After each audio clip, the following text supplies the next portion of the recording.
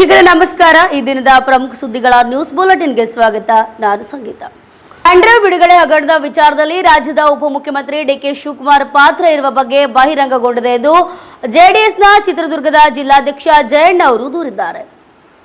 Pen drive ಬಿಡುಗಡೆ ಹಗರಣ ವಿಚಾರದಲ್ಲಿ ರಾಜ್ಯದ ಉಪಮುಖ್ಯಮಂತ್ರಿ ಡಿಕೆ ಶಿವಕುಮಾರ್ ಪಾತ್ರ ಇರುವ ಬಗ್ಗೆ ಬಹಿರಂಗಗೊಂಡಿದೆ. ಅವರು ಸ್ಥಾನಕ್ಕೆ ಕೂಡಲೇ ರಾಜೀನಾಮೆ ನೀಡಬೇಕು, ಹಾಗೆಯೇ ಸಿಡಿ ವಿಚಾರದ ತನಿಖೆಯನ್ನ ಸಿಬಿಐಗೆ ವರ್ಗಾಯಿಸಬೇಕು ಎಂದು ಜೆಡಿಎಸ್ ಚಿತ್ರದುರ್ಗ ಜಿಲ್ಲಾಧ್ಯಕ್ಷ ಜಯಣ್ಣ ದೂರಿದರು. ಚಿತ್ರದುರ್ಗದ ಡಿಸಿ ಕಚೇರಿಯವರೆಗೂ ಪ್ರತಿಭಟನೆ ಮತ್ತು ಅಪರ ಜಿಲ್ಲಾಧಿಕಾರಿ ಕುಮಾರಸ್ವಾಮಿ ಅವರಿಗೆ ಮನವಿ ಮಾಡಿದರು. ನಂತರ ಮಾತನಾಡಿದ ಅವರು, ಈ ಹಗರಣದ ಪೆನ್ ಡ್ರೈವ್ ರೂವಾರಿ ಡಿಕೆ ಶಿವಕುಮಾರ್ ಕೂಡಲೇ ಸ್ಥಾನಕ್ಕೆ ರಾಜೀನಾಮೆ ನೀಡಬೇಕು. ಈ ಹಗರಣವನ್ನ ಸಂಪೂರ್ಣ ರಾಜಕೀಯ ಪ್ರೇರಿತ ಹಗರಣವಾಗಿದೆ, ಇದನ್ನ ಸಿಬಿಐಗೆ ವಹಿಸಬೇಕು ಎಂದು ಆಗ್ರಹಿಸಿದರು. ಲೈಂಗಿಕ ಹಗರಣದಲ್ಲಿ ಹಾಗೂ ಸಂತ್ರಸ್ತೆಯಾಗಿರುವ ಹೆಣ್ಣು ಮಕ್ಕಳನ್ನ ಪೆನ್ ಡ್ರೈವ್ ಹಾಗೂ ಅಶ್ಲೀಲ ವಿಡಿಯೋ ಮೂಲಕ ಇಡೀ ರಾಜ್ಯಾದ್ಯಂತ ಹಂಚಿ ಇರುವುದು ಶಿಕ್ಷೆಯ ಅಪರಾಧವೇ ಆಗಿರುತ್ತದೆ. ಸರ್ಕಾರದ ಪ್ರಮುಖ ಖಾತೆಗಳನ್ನು ನಿರ್ವಹಿಸುತ್ತಿರುವ ಅಧಿಕಾರದಲ್ಲಿರುವ ಸಚಿವರದು, ಅದರಲ್ಲಿ ಉಪಮುಖ್ಯಮಂತ್ರಿಗಳು ಇಂತಹ ನೀಚ ಕೆಲಸಕ್ಕೆ ಇಳಿಯುವುದು ಇಡೀ ರಾಜ್ಯದ ಜನತೆಯ ದುರ್ದೈವ. ತೀವ್ರ ಬರಗಾಲದಿಂದ ತತ್ತರಿಸುತ್ತಿರುವ ರಾಜ್ಯದ ಜನತೆಯು ಶ್ರೇಯೋಭಿವೃದ್ಧಿಯ ಬಗ್ಗೆ ಚಿಂತಿಸಬೇಕಾದಂತಹ ಇಂತಹ ರಾಜಕೀಯದವರು ಸ್ವಾರ್ಥ ರಾಜಕೀಯಕ್ಕೆ ಇಳಿದಿರುವುದು ಅವರ ವ್ಯಕ್ತಿತ್ವಕ್ಕೆ ಶೋಭೆ ತರುವುದಿಲ್ಲ ಎಂದರು. ಮಹಿಳೆಯರ ಫೋಟೋಗಳನ್ನು ಯಥಾವತ್ತಾಗಿ ತೋರಿಸಿ ಅವರ ಮರ್ಯಾದೆಯನ್ನ ತೆಗೆದಿದ್ದಾರೆ ಎಂದು ಅವರು ಮಾತನಾಡಿದರು. ಈ ಸಂದರ್ಭದಲ್ಲಿ ಉಪಸ್ಥಿತರಾದ ಚಿತ್ರದುರ್ಗ ಜಿಲ್ಲಾಧ್ಯಕ್ಷ ಎಂ ಜಯಣ್ಣ, ಡಿ ಯಶೋಧರ, ಮಾಜಿ ಅಧ್ಯಕ್ಷರು ಬಿ ಕಾಂತರಾಜ್, ರಾಜ್ಯ ಪ್ರಧಾನ ಕಾರ್ಯದರ್ಶಿ ರವೀಂದ್ರ, ಗೋಪಾಲಸ್ವಾಮಿ ನಾಯಕ, ಪ್ರತಾಪ್ ಜೋಗಿ, ಮಂಜುನಾಥ್, ಸಣ್ಣ ತಿಮ್ಮಪ್ಪ, ಪರಮೇಶ್ವರಪ್ಪ ಸೇರಿದಂತೆ ಇನ್ನು ಅನೇಕರು ಉಪಸ್ಥಿತರಿದ್ದರು.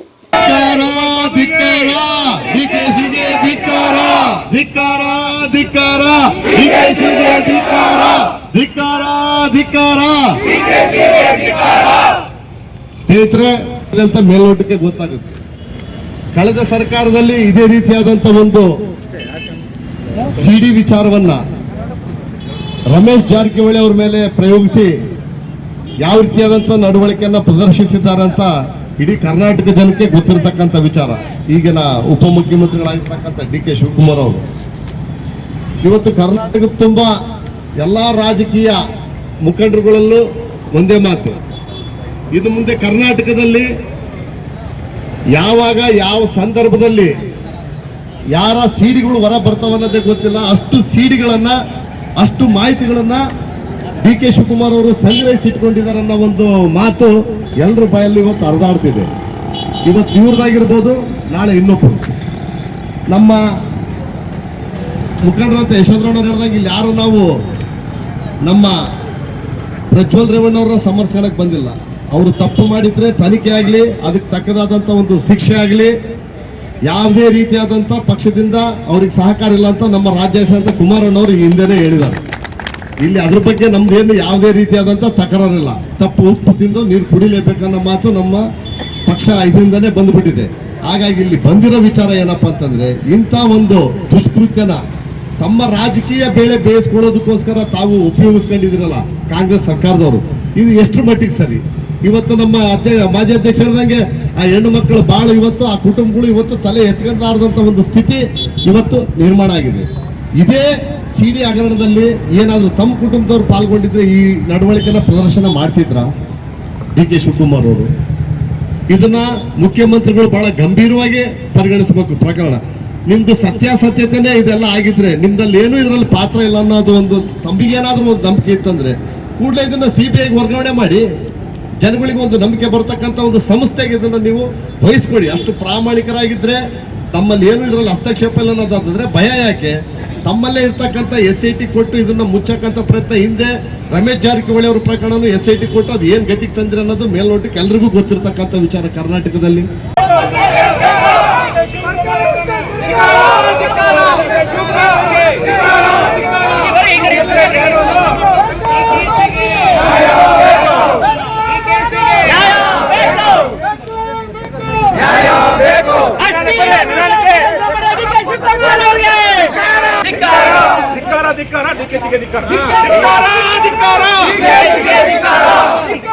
ಧಿಕ್ಕಾರ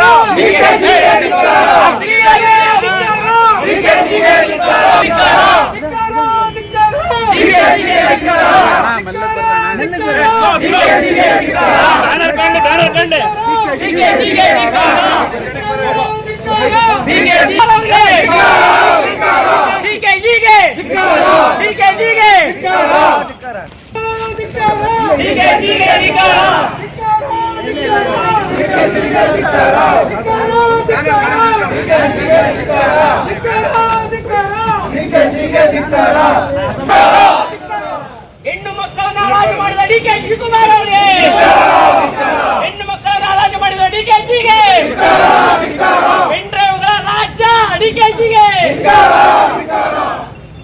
ಸಿದ್ದರಾಮಯ್ಯನವರಿಗೆ, ಡಿಕೆ ಶಿವಕುಮಾರ್ ಅವರಿಗೆ, ಅಸಮರ್ಥ ಗೃಹ ಸಚಿವ ಪರಮೇಶ್ವರ್ ಅವರಿಗೆ, ಇಂಟೆಲಿಜೆನ್ಸಿ ವೈಫಲ್ಯ ಆಗಿರ್ತಕ್ಕಂಥ ರಾಜ್ಯ ಸರ್ಕಾರಕ್ಕೆ, ಜನತಾ ದಳಕ್ಕೆ, ಜನತಾ ದಳಕ್ಕೆ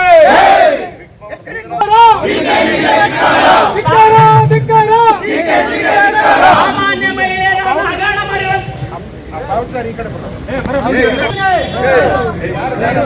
ನಗರದಲ್ಲಿ ವೈಟ್ ಫೀಲ್ಡ್ ಭಾಗದಲ್ಲಿ ನೂತನವಾಗಿ ನಿರ್ಮಾಣಗೊಳ್ಳಲು ಸಿದ್ಧವಾಗಿರುವಂತಹ ರಾಧಾಕೃಷ್ಣ ದೇವರ ಕಲ್ಲಿನ ವಿಗ್ರಹದ ಕೆತ್ತನೆಯನ್ನ ರಾಮಲಲ್ಲಾ ಮೂರ್ತಿಯನ್ನ ಕೆತ್ತನೆ ಮಾಡಿದ ಶಿಲ್ಪಿ ಅರುಣ್ ಕುಮಾರ್ ಯೋಗಿರಾಜ್ ಅವರು ಕೈಗೆತ್ತಿಕೊಂಡಿದ್ದಾರೆ. ವೈಟ್ ಫೀಲ್ಡ್ ಭಾಗದಲ್ಲಿ ನೂತನವಾಗಿ ನಿರ್ಮಾಣಗೊಳ್ಳಲು ಸಿದ್ಧವಾಗಿರುವ ರಾಧಾಕೃಷ್ಣ ದೇವರ ಕಲ್ಲಿನ ವಿಗ್ರಹ ಕೆತ್ತನೆ ಕಾರ್ಯವನ್ನು ರಾಮಲಲ್ಲಾ ಕೆತ್ತನೆಯ ಶಿಲ್ಪಿ ಅರುಣ್ ಯೋಗಿರಾಜ್ ಕೈಗೆತ್ತಿಕೊಂಡಿದ್ದಾರೆ. ಮಹದೇವಪುರ ಕ್ಷೇತ್ರದ ವೈಟ್ ಫೀಲ್ಡ್ನ ನಲ್ಲೂರಹಳ್ಳಿ ಬೋರ್ವೆಲ್ ರಸ್ತೆಯಲ್ಲಿ ಇಎಲ್ವಿ ಗ್ರೂಪ್ ವತಿಯಿಂದ ನಿರ್ಮಿಸಿರುವ ರಾಧಾಕೃಷ್ಣ ದೇವಸ್ಥಾನಕ್ಕೆ ಭೇಟಿ ನೀಡಿ ಮಾತನಾಡಿದ ಅವರು, ಹೊಯ್ಸಳ ಮತ್ತು ಮೈಸೂರು ಶೈಲಿಯಲ್ಲಿ ರಾಧಾಕೃಷ್ಣನ ವಿಗ್ರಹ ಕೆತ್ತನೆ ಕಾರ್ಯವನ್ನು ಪ್ರಾರಂಭಿಸುವ ಮೊದಲು ಶಿಲೆ ನಿರ್ಮಾಣಕ್ಕೆ ಬೇಕಾದ ಅಳತೆ ಪಡೆಯಲು ಬಂದಿರುವುದಾಗಿ ತಿಳಿಸಿದರು. ಅಳತೆ ಪಡೆದ ನಂತರ ಚಿತ್ರ ರಚಿಸಿ ವಿಗ್ರಹ ನಿರ್ಮಾಣದ ಕೆಲಸ ಪ್ರಾರಂಭ ಮಾಡಲಾಗುವುದು. ಕೃಷ್ಣ ಜನ್ಮಾಷ್ಟಮಿಗೆ ವಿಗ್ರಹದ ಬೇಡಿಕೆ ಇದ್ದು ಬಹಳಷ್ಟು ಕೆಲಸದ ಒತ್ತಡ ಇರುವುದರಿಂದ ಆದಷ್ಟು ಬೇಗನೆ ಶಿಲೆ ಕೆಲಸ ಪೂರ್ಣಗೊಳಿಸುವುದಾಗಿ ಹೇಳಿದರು.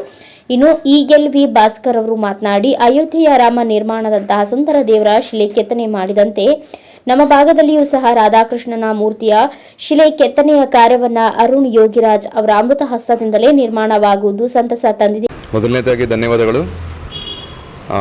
ಬಹಳ ತಿಂಗಳುಗಳಿಂದ ನಮ್ಮ ಇಎಲ್ವಿ ಗ್ರೂಪ್ ಅವರು ರಾಧಾಕೃಷ್ಣ ದೇವಸ್ಥಾನ ಬನ್ನಿ ಅಂತ ಕರೀತಾಯಿದ್ರು. ನಾನು ಕಾರಣಾಂತರಗಳಿಂದ ಬರೋಕ್ಕಾಗ್ತಾ ಇರಲಿಲ್ಲ. ಸೊ ಈ ಒಂದು ಸಮಯ ನನಗೆ ಬರೋ ಅವಕಾಶ. ಭಾಳ ಸುಂದರವಾಗಿ ದೇವಸ್ಥಾನ ನಿರ್ಮಾಣ ಮಾಡ್ತಾಯಿದ್ದಾರೆ.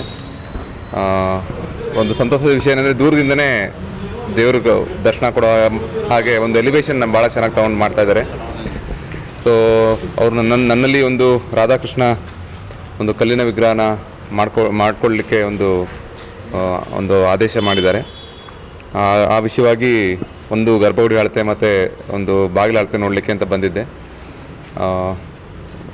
ಒಂದು ವಿಶೇಷವಾಗಿ ನಮ್ಮ ಹೊಯ್ಸಳ ಮತ್ತು ಮೈಸೂರು ಶೈಲಿಯಲ್ಲಿ ರಾಧಾಕೃಷ್ಣ ವಿಗ್ರಹ ನಿರ್ಮಾಣ ಮಾಡಲಿಕ್ಕೆ ಒಂದು ಡ್ರಾಯಿಂಗ್ ರೆಡಿ ಮಾಡ್ತಾಯಿದ್ದೀನಿ. ಅದು ಇವಾಗ ಹೋಗಿ ನಾನು ಅದರದ್ದು ಅಳತೆಗಳನ್ನ ಚೆಕ್ ಮಾಡಿ ಅದ್ರ ಅಳತೆ ಪ್ರಕಾರ ಹೇಗೆ ನಮ್ಮ ಅಳತೆಗಳು ಬರಬೇಕು, ಗರ್ಭಗುಡಿ ಅಳತೆ ಪ್ರಕಾರ ವಿಗ್ರಹದ ಅಳತೆಯನ್ನು ಈಗ ಹೋಗಿ ನಾನು ತೀರ್ಮಾನ ಮಾಡ್ತೀನಿ.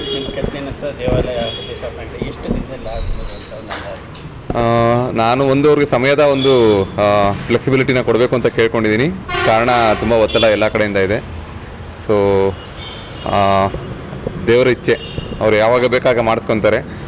ನಾವು ಶ್ರದ್ಧೆಯಿಂದ ಎಷ್ಟು ಜಲ್ದಿ ಆಗುತ್ತೆ ಜಲ್ದಿ ಮಾಡಿಕೊಡ್ತೀನಿ. ಇಲ್ಲ, ನಮಗೆ ನೋಡಿ ಸುಮಾರು ವರ್ಷಗಳಿಂದ ಕೆಲಸ ಚೆನ್ನಾಗಿ ಮಾಡ್ತಾ ಬರ್ತಾ ಇರೋದ್ರಿಂದ ಯಾವತ್ತೂ ಕೆಲಸದ ಕಮ್ಮಿ ಏನು ನಮಗೆ ಇರಲಿಲ್ಲ. ಯಾವಾಗಲೂ ಕೆಲಸ ಯಾವಾಗಲೂ ಕೈ ತುಂಬ ಕೆಲಸ ಇತ್ತು. ಬಟ್ ಅಯೋಧ್ಯೆ ಆದ ನಂತರ ಏನು ಬೆಳವಣಿಗೆ ಆಗಿದೆ ಅಂದರೆ ಪ್ರಪಂಚಾದ್ಯಂತ ಎಲ್ಲರ ಒಂದು ಮನಸ್ಸಿಗೆ ರಾಮನ ವಿಗ್ರಹ ತಲುಪಿದೆ. ಅದ್ರ ಜೊತೆಗೆ ನನ್ನನ್ನು ಸಹ ನೆನೆಸ್ಕೊತಾರೆ. ಸೊ ಒಂದು ದೊಡ್ಡ ವಿಶೇಷ ಮತ್ತು ಒಂದು ದೇವರ ಭಾಗ್ಯ ನನಗೆ ಸಿಕ್ಕಿರೋದು. ಕೆಲಸ ನಾನು ಎಲ್ಲನೂ ತೊಗೊಳಕ್ಕಾಗಲ್ಲ. ಕೈಯಲ್ಲಿ ಎಷ್ಟು ಶಕ್ತಿ ಮೀರಿ ಮಾಡೋಕ್ಕಾಗತ್ತೆ ಅಷ್ಟು ಮಾತ್ರ ತೊಗೊತಾ ಇದ್ದೀನಿ. ಅದರಲ್ಲಿ ನಮ್ಮ ಈ ರಾಧಾಕೃಷ್ಣ ದೇವಸ್ಥಾನದ್ದು ಒಂದಾಗಿದೆ. Okay, thank you.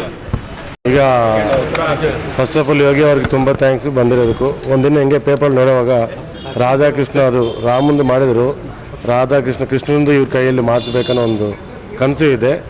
ಅದರಿಂದ ಪ್ರಯತ್ನ ಮಾಡಿದರು ನಮ್ಮ ಟೀಮೆಲ್ಲ. ಅದು ದೇವರ ಅದು ಅಭೀಷ್ಟ. ಅದರಿಂದ ಇವರು ಇವಾಗ ಬಂದಿದ್ದರು. ಈ ಆಗಸ್ಟ್ ಕೃಷ್ಣಾಷ್ಟಮಿ ಒಳಗಡೆ ನಾವೊಂದು ದೇವನ ಪ್ರತಿಷ್ಠೆ ಮಾಡೋ ಒಂದು ಪ್ಲ್ಯಾನ್ ಮಾಡಿದ್ದೀವಿ. ಅದು ಆಗಸ್ಟ್ ಬೇಗ ಮುಗಿಸ್ಬಿಡ್ತೀವಿ. Thank you.